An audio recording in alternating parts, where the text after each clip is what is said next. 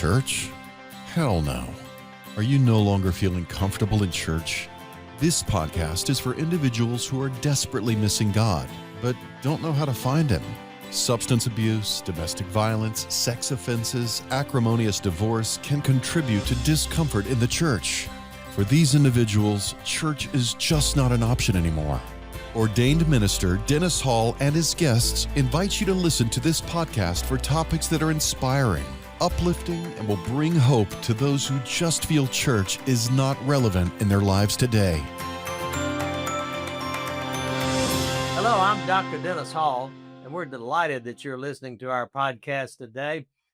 This is a kind of an unusual podcast for us today because one of our faithful listeners requested that we discuss Sharia law, S-H-A-R-I-A, Sharia law, on the podcast this week.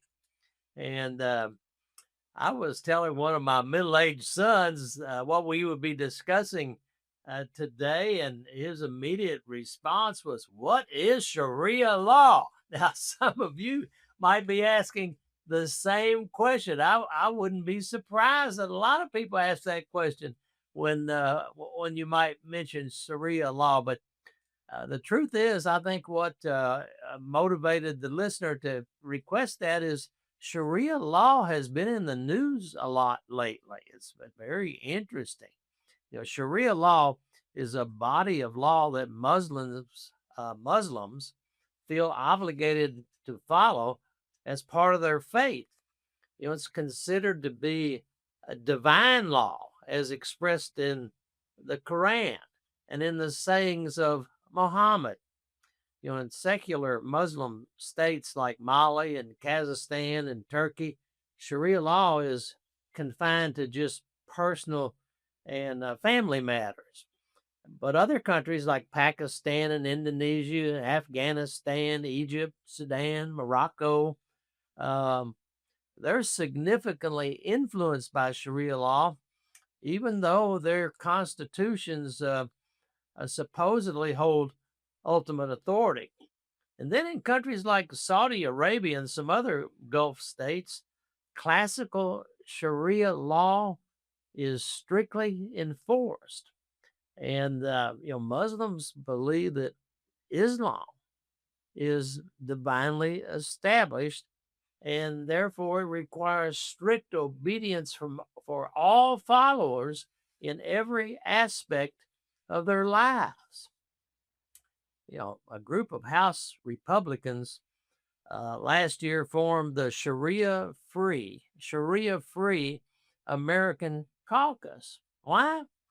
To address the influence of Islamic Sharia law in the United States.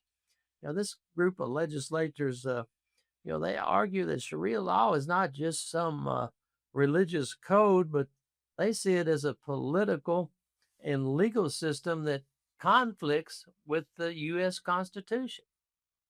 And last fall, legislation was introduced to ban the use of Sharia law on a federal basis.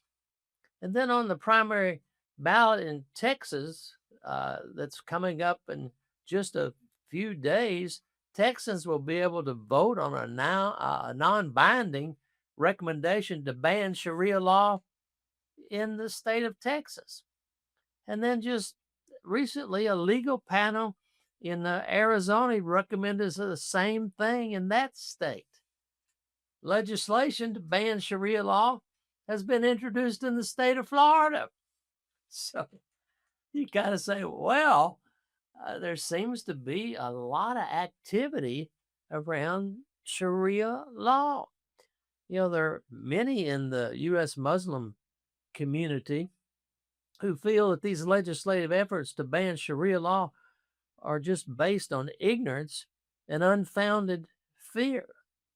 You know, they argue that even if Muslims wanted to change the U.S. Constitution, it would take an act of Congress and require 2/3 of both the House and the Senate and 3/4 of all the states to ratify the constitutional change. You know, and they point out there's only 4 Muslims in elected office at that level, and they're all serving in the House, and it just makes this idea, they say, politically impossible. Now, really, they consider these reactions to Sharia law as just hate mongering aimed at Muslims. And one of the professors of law at the University of Kansas School of Law argues that that the Sharia law threat is just a myth, just a myth. The fear of Sharia law, he says, is irrational, based on ignorance, not of just Islamic law, but also American law that prohibits unusual and cruel punishments. We hear warnings like if someone wears a burqa, it does not mean they want Sharia law. Well, let's look into some of this thing. It's interesting that in spite of these assurances, a number of states, Alabama, Arizona, Arkansas, Florida, Indiana, Iowa, Kentucky, Mississippi, Washington, West Virginia, Wyoming, they've all passed legislation that prevent the spread of Sharia law. But by and large, the contents of these bills do not specifically state banning Sharia law, but this legislation talks in generalities about banning the application of any foreign law, legal code, or legal system that doesn't grant the same rights and privileges as the state that they're in or the U.S. Constitution. Now, realistically, much of this fear in the U.S. has been caused by the increasing number of Muslim immigrants and the subsequent spread of Islam that, could cause state and local courts to face instances where the civil law would be challenged by Sharia law and might lead to the introduction of Sharia law in rulings. And these legislative efforts that I'm talking about, they're meant to ensure the supremacy of the U.S. Constitution. Now, you may not know this, but it's interesting that the Pew, P-E-W Research Group has looked at many of these Muslim countries where there are official secular legal systems that exist right alongside of Sharia law. And in these countries, the majority of the Muslim citizens favor making Sharia law the official law. Even in countries like Jordan and Indonesia and Malaysia, countries that are usually viewed as progressive, they want their countries governed by Sharia law. And then in Iraq, where the United States has been propping up democracy since 2003, 91% of its Muslims want to live under Sharia law. Now, today, here in the United States, there are approximately 4.5 million Muslims. And, as they concentrate in metropolitan areas like Dearborn, Michigan, things begin to change. Dearborn, Michigan, once the epitome of American values, the hometown of the Ford Motor Company. Dearborn, Michigan, seen as the hub for blue collar workers and symbolizing the growing American middle class and post World War II of American values. Even to this day, the Ford Motor Company is by far the single largest employer in that city, with over 43,000 jobs. The next highest employer in that city has just over 7,000 employees. In Dearborn, there has been an influx of immigration from the Middle East and North Africa, most of whom identify as Muslims. The city's mayor is Abdullah Hamad, a Muslim, and the city council likewise has a growing number of Muslim office holders. And what happens today in Dearborn? Dearborn, Michigan residents are subjected to the Muslim call of prayer blasted across the city 5 times a day from one of the local mosques. And last year, the city council renamed a street for someone who was known as an alleged terrorist sympathizer, a Lebanese immigrant who was living in the United States and founded the Arab National News. This person's objections to U.S. foreign policy and his support for terrorist groups like Hezbollah motivated a concerned constituent to raise objections to naming a street after this man. And what was the response? The Muslim mayor of Dearborn, Michigan, he called this man a Islamophobe. And the mayor said, "You're an Islamophobe. And although you live here, I want you to know that as mayor, you're not welcome here. And the day you move out of this city will be the day that I launch a parade celebrating the fact that you moved out of the city because you're somebody who does not believe in coexistence." This outburst by the mayor of Dearborn made national news. And frankly, it contributed to the fear of the impact that a growing Muslim population can have on a city like Dearborn. Dearborn, one of the most storied cities in America. Now, I'll just ask you the question. Do you think that kind of background contributes to the fear of Sharia law? As legislative representatives and governors continue to pass Sharia blocking legislation, Sharia law actually has been advancing faster in many cases, unopposed in a number of other American institutions. An increasing number of America's public schools are commemorating Muslim holidays, serving Islamic food, and holding Islamic prayers toward Mecca. In 2014, the Rocky Mountain High School in Fort Collins, Colorado, became the first American high school to recite the Pledge of Allegiance in Arabic, replacing one nation under God with one nation under Allah. Allah. And Bill Clinton was the first president to hold a White House dinner at the end of Ramadan. Ramadan, the Muslim month-long dawn to dusk fast. This traditional Muslim dinner includes the raising of hands and shouting Allah Akbar, declaring Allah is greater than the God of Christianity and the idols of other religions.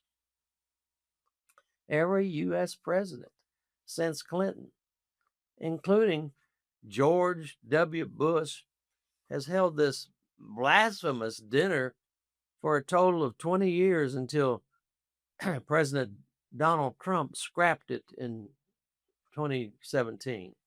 Then in 2000, the Republican National Convention became the first U.S. political convention to open with a Muslim prayer to Allah.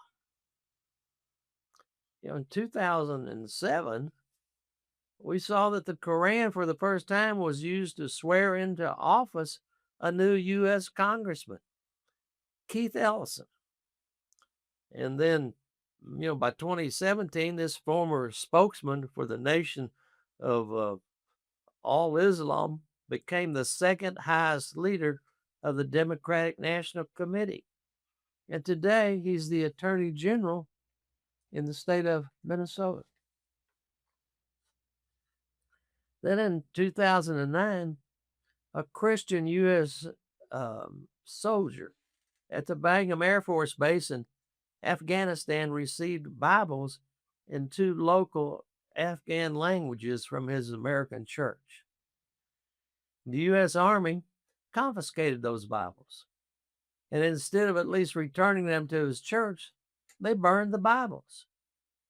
But when a pastor in Florida announced his plan to burn a copy of the Quran in 2010, General David Petraeus, the commander of the U.S. military in Afghanistan, publicly objected to his plan. And the U.S. Secretary of State at that time, Hillary Clinton, denounced the plan as disgraceful. And then to attract and manage Muslim wealth, there are an increasing number of American financial institutions that have quietly begun to take steps to become Sharia compliant. Now, what does that mean? It means that they're doing things like donating a percentage of their annual profits to Islamic groups that are designated by their Sharia compliant advisors. And they're funneling funds to Al Qaeda groups, including Hamas and Hezbollah. In 2016, there were only 10 candidates that openly identified themselves, 10 political candidates that openly identified themselves as Muslims. By 2018, that number had grown to at least 100, and it's continually growing across the country. In 2021, President Biden nominated and the Senate confirmed the first Muslim U.S. district judge in the District of New Jersey. Then in 2007, we learned about a Muslim Moroccan man and his 17-year-old wife who had immigrated to America. And not long after, his young wife saw a restraining order against him, claiming her husband was raping her. She testified that their sexual relations were non-consensual. And the husband said that in his religion, his wife was supposed to submit and do all that he desired of her.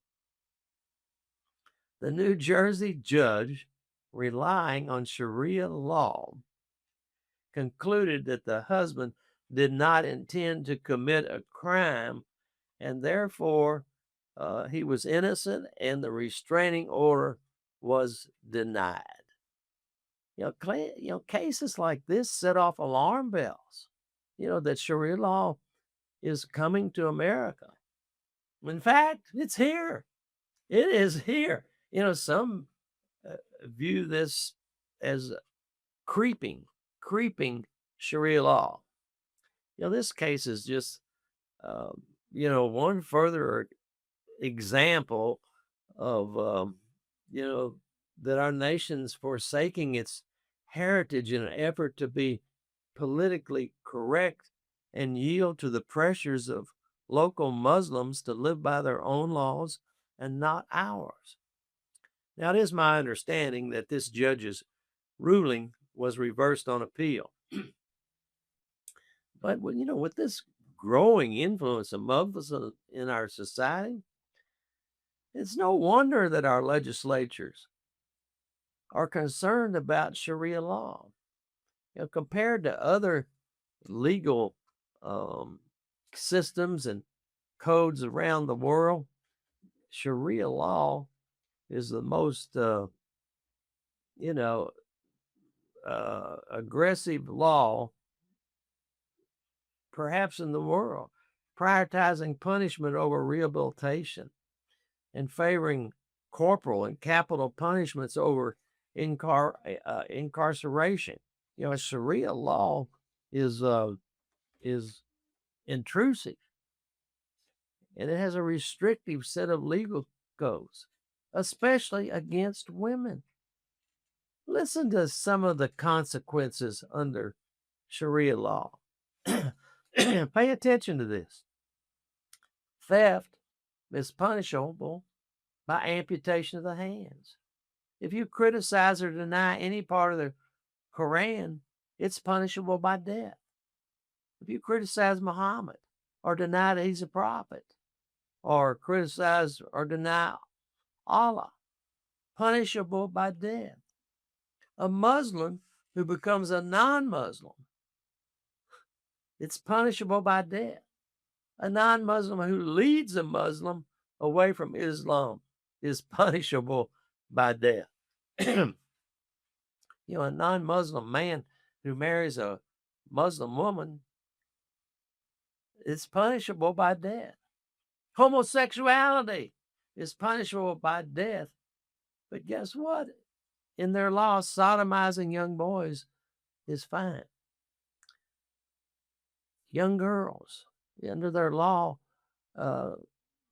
it says that their clitoris should be cut, that girls can be sodomized and vaginally raped after 8 years of age, and that a woman who's been raped cannot testify in court against her rapist.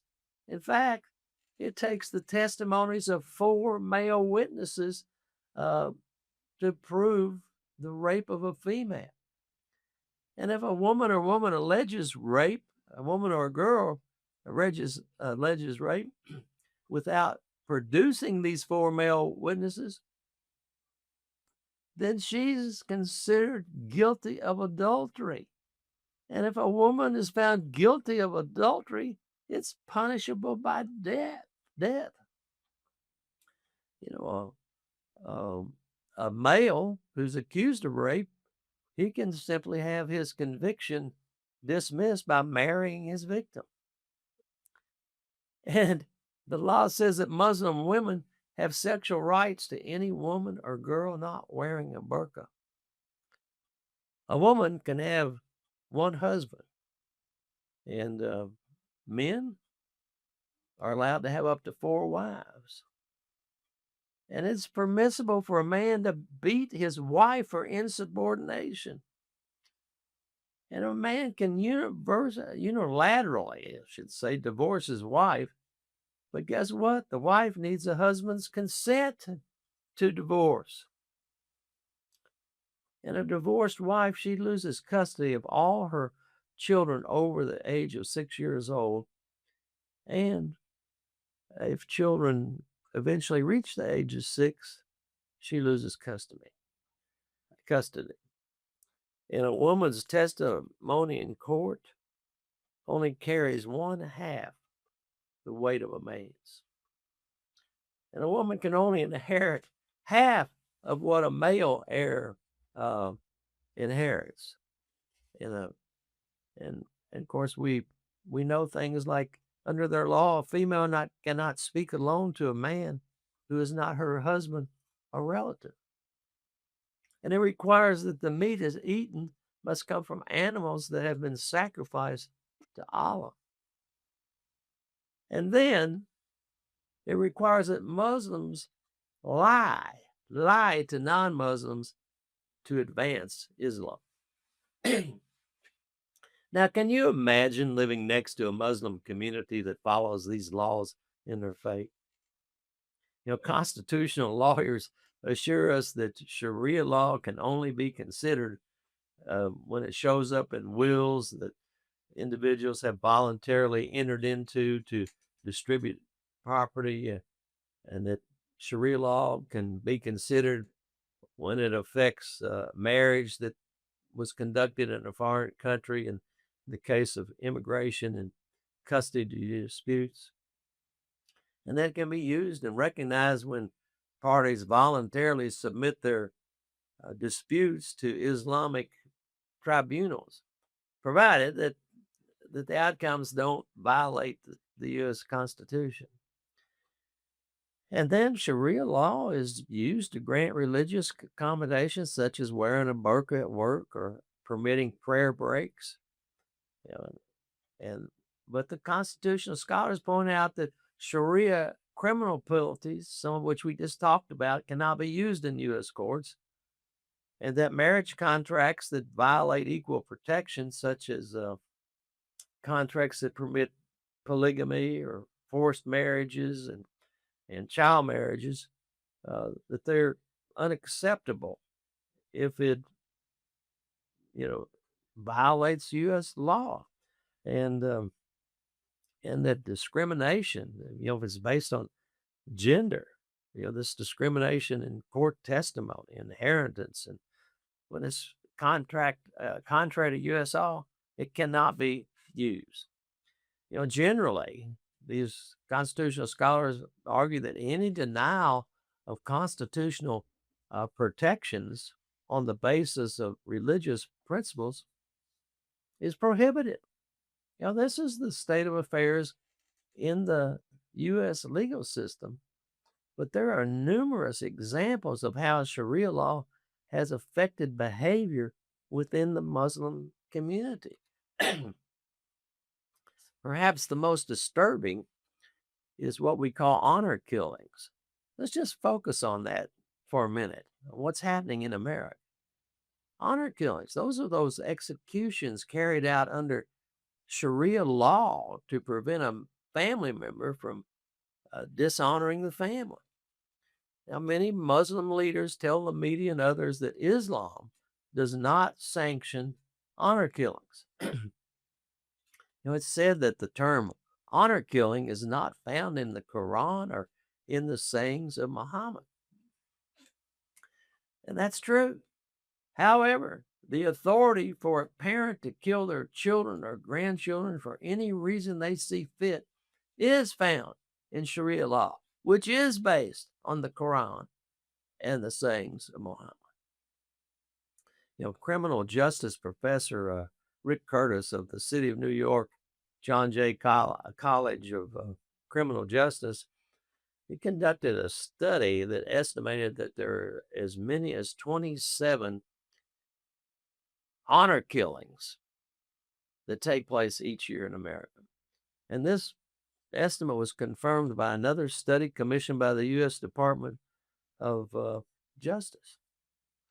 But guess what? The American Islamic Forum for Democracy says that the actual number of honor killings is somewhat higher than reported because of the reluctance of Muslims to embarrass relatives of the deceased. In 1989 in St. Louis, Missouri, 16-year-old Tina Isa was murdered by her Palestinian father with the aid of her Brazilian mother. Why? Because their daughter listened to American popular music such as rap and R&B and rock. And after learning that their daughter had taken a part-time job without their parents' permission and that she dated an African-American man, her father felt she'd become too modernized. And on the day of her murder, her father repeatedly stabbed his daughter while her mother held her down. These parents were convicted of first-degree murder and sentenced to death. Then in 2004, a Turkish Muslim killed his 4-year-old daughter in Scottsville, New York, because he said she was sullied by a gynecological exam. In January 2006, a Somali Muslim in Kentucky brutally killed his 4 children and raped his wife because he suspected her of infidelity.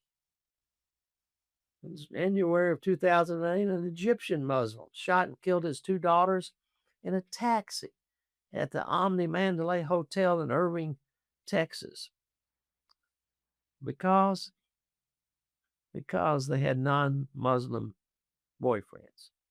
This father was not captured until August 2020 and was convicted of capital murder and sentenced to life in prison. And in July 2008, a Pakistani Muslim in Atlanta, Georgia, killed his daughter because she didn't want to go through with an arranged marriage. In October of 2009, a Muslim woman in New Brighton, New York, tried to kill her husband by slitting his throat. Why? Because she said he was not Muslim enough. In 2018, Jordan American Muslim killed his daughter and her husband because the husband had convinced his daughter to convert to evangelical Christianity. Listen, Sharia law requires that all Muslims are required to kill infidels. An infidel is a non-Muslim. I'm an infidel. Many Muslims think that killing an infidel guarantees going straight to paradise. And what we hear a lot is, oh, these are only extremists. Well, that's what the Quran teaches. And then an apostate is any person who renounces Islam and changes his face. And Sharia law requires that all apostates be killed. You see, it explains some of these honor killings. Criticism of Islam is not permitted by Sharia law, and execution is recommended for Muslims and Christians who speak out against Islam. Now, it should be clear to all of us that Christianity and Islam have opposing beliefs. Jesus is mentioned 25 times in the Quran. But the Jesus in the Quran bears no resemblance to the Jesus of the Bible. The Quran says that Jesus was only a prophet, not a deity, not the Son of God. And the Quran says, yes, he was just a prophet, and he wasn't killed. That Allah took him up to heaven. And then when Jesus returns, the Quran teaches he'll be a follower of Muhammad. Then he'll kill the Antichrist. And at that time, everyone who does not accept Islam will be slain. And after ruling on earth for 40 years, Jesus will die.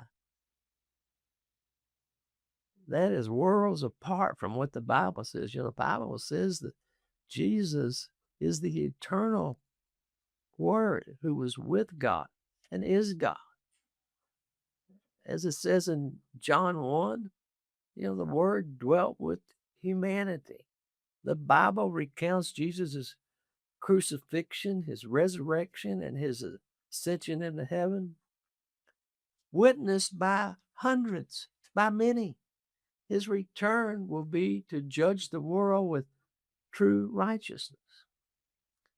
Yes, the Quran, Allah, through the Quran, instructs Muslims to kill those that reject Islam or turn to atheism.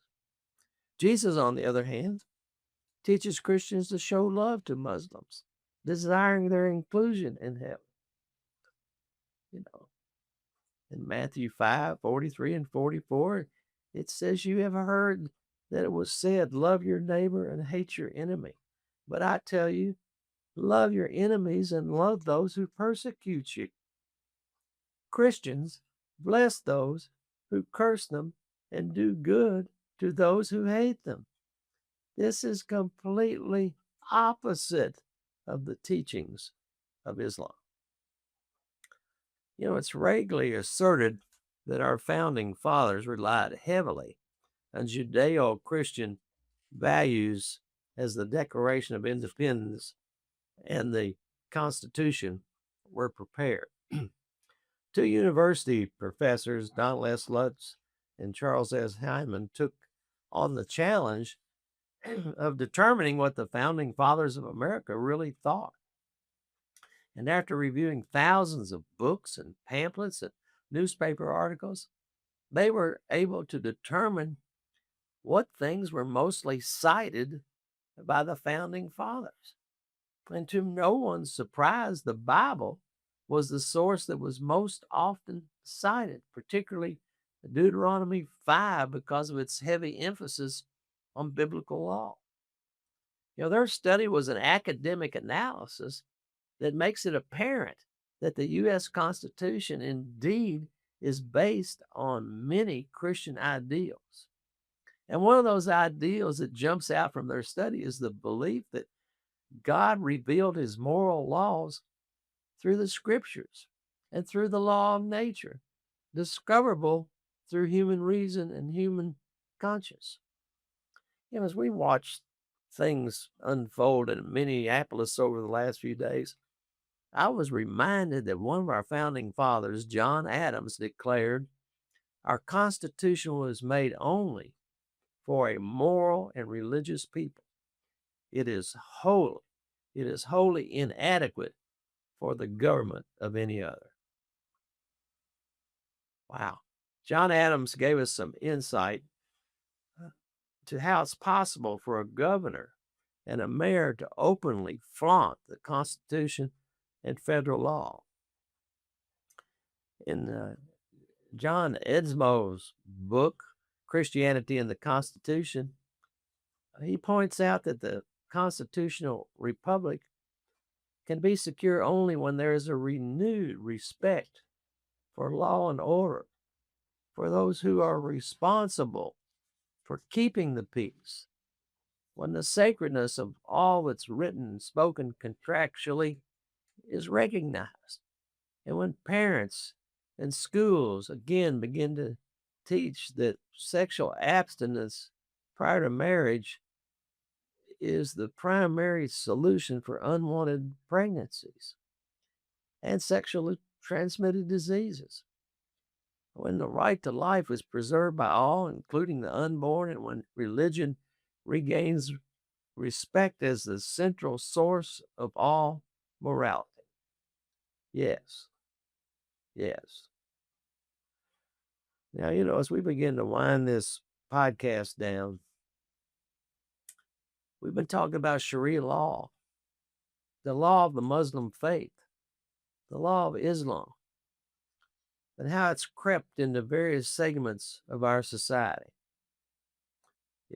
America is a society that was founded on Judeo-Christian principles, and to a large extent today remains a Judeo-Christian society, in spite of the fact that leaders like former President Barack Obama commented that our nation is no longer a Christian nation.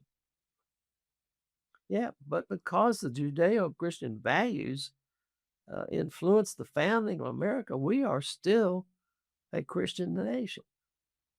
And today, it has become increasingly important for Christians to take aggressive stands in the political arena.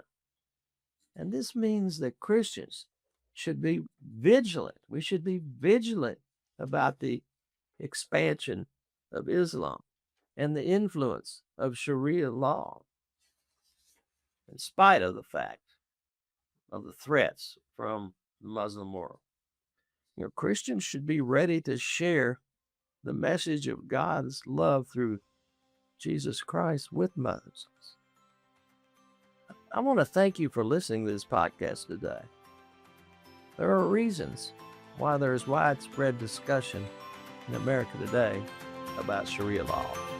May God bless you.